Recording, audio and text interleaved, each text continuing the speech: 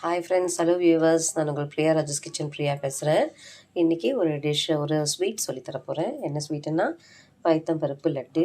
ரொம்ப ரொம்ப டேஸ்டானது, குழந்தைங்களுக்கு எல்லாருக்குமே ரொம்ப பிடிச்சமானது, எனர்ஜெட்டிக்கானது, ரொம்ப ஈஸியானதும் கூட, ஹெல்த்தியும் கூட.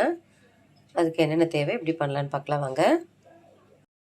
பைத்தம்பருப்பை நம்ம வெறும் வாணலியில் கொஞ்சம் நல்லா ஹீட் ஆகிற வரைக்கும் நம்ம அதுக்கு கலர் மாறக்கூடாது. நம்ம நல்லா சூடானதும் வாசனை வரும், கொஞ்சம் அந்த வர வரைக்கும் பச்சை வாசனை போகணும்.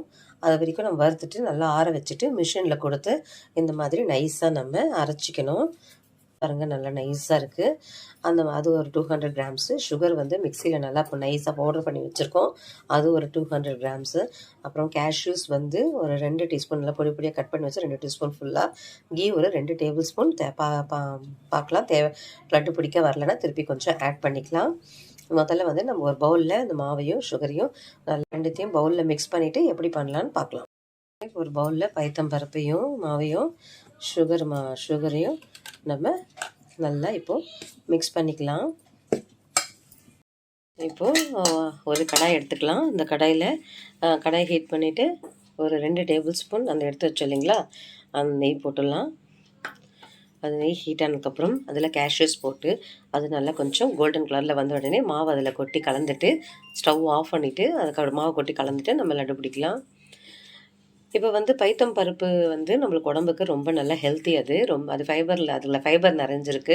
அதனால் டைஜஷன் நல்லா ஆகும், செரிமானம் நல்லா கொடுக்கும், மோஷன் ப்ராப்ளம் இல்லாமல் இருக்கும். குழந்தைங்களுக்கு ஞாபக சக்தி நல்லா கொடுக்கும். குழந்தைங்க ஸ்கூல்லேருந்து ஈவினிங் வந்தோடனே ஸ்நாக்ஸ் கேட்பாங்கல்ல, அப்போ இதை கொடுத்தா அவங்க ரொம்ப இஷ்டமாக, ரொம்ப டேஸ்டியாக இருக்கிறதால இஷ்டமாக சாப்பிடுவாங்க. அது கொடுக்கலாம். அவங்களுக்கு நினைவாற்றல் நிறைய கொடுக்கும். இதில் நிறைய கால்சியம் இருக்கிறதால எலும்புகளுக்கு நல்ல ஸ்ட்ரென்த்து. அதனால் எல்லாரும் இது சாப்பிட்லாம். இதை ரொம்ப விரும்பி சாப்பிட்லாம். பாருங்கள், கேஷ்யூஸ் போட்டாச்சு. பாருங்கள், நல்ல ஒரு மாதிரி ரோஸ் கலரில் வருது இல்லைங்களா, இதுதான் கரெக்டான பதம். இப்போ நம்ம ஸ்டவ் ஆஃப் பண்ணிவிட்டு இந்த ஹீட்லேயே மாவு கொட்டிடலாம். நல்லா மாவு கொட்டிட்டு நல்லா கலந்து விட்டுடலாம். பாருங்கள், இந்த மாதிரி நல்லா கலந்து விட்டாச்சு. நெய் கொஞ்சம் பத்தாமல் இருக்கிற மாதிரி இருந்துச்சு, அதனால் இன்னும் ஒரு டேபிள் ஸ்பூன் என் நெய் ஆட் பண்ணேன். லட்டு பிடிக்க அப்போ தான் வரும். இப்போ நான் லட்டு பிடிச்சி பார்த்தேன், இப்போ வரல. இப்போ நம்மளுக்கு நல்லா லட்டு பிடிக்க வருது. இந்த மாதிரி உங்களுக்கு உங்களுக்கு எப்படி தேவையோ அந்த அளவுக்கு சைஸ் பிடிச்சிக்கலாம். கொஞ்சம் லைட்டாக சூடாக இருக்கும்போது பிடிச்சா தான் உங்களுக்கு லட்டு நல்லா வரும். ரொம்ப ஆறிடுச்சுனாலும் இன்னும் கொஞ்சம் நெய் தான் உங்களுக்கு அதிகமாக பிடிக்கும். இந்த மாதிரி லட்டு சைஸு நம்ம பெருசாக சின்னதாக எது வேணால் பண்ணிவிட்டு இந்த மாதிரி நம்ம லட்டு அப்போ சின்ன சைஸ் காமிச்சாலும் இப்போ கொஞ்சம் பெரிய சைஸ் வந்தது. அந்த மாதிரி உங்களுக்கு எந்த சைஸ் தேவையோ அந்த மாதிரி பிடிச்சிட்டு நல்லா சூடு ஆறுனதுக்கப்புறம் கண்டெய்னரில் எடுத்து வச்சு ஸ்டோர் பண்ணி வச்சுக்கோங்க. அப்புறமா டெய்லியும் நம்ம ஒன்று சாப்பிட்லாம், குழந்தைங்களுக்கு கொடுக்கலாம். பாருங்கள், அழகாக சூப்பராக பைத்தம்பருப்பு லட்டு ரெடி ஆகிடுச்சு.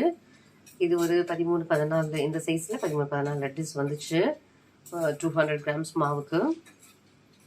பாருங்கள், நெய் கொஞ்சம் நல்லா அதான் போட்டால் தான் இதில் நம்மளுக்கு லட்டு பிடிக்க வருது.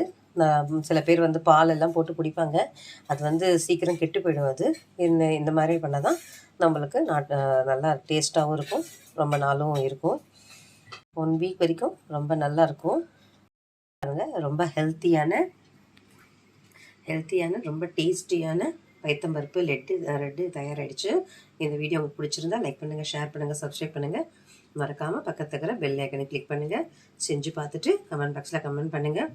தேங்க்யூ.